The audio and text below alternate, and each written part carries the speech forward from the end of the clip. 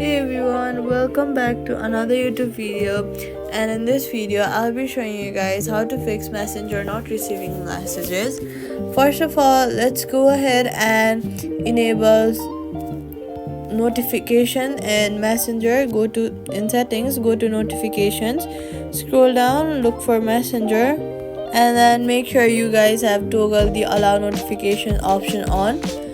Next, go ahead and turn on background app refresh by going to general and settings, scroll down, look for background app refresh, and make sure your messenger option is toggled on. After that, go ahead and log out of your messenger account and log back in. Safety tip: do not use third-party message tracker apps. Quick fix: ask someone to send a message, it forces a sync. Subscribe.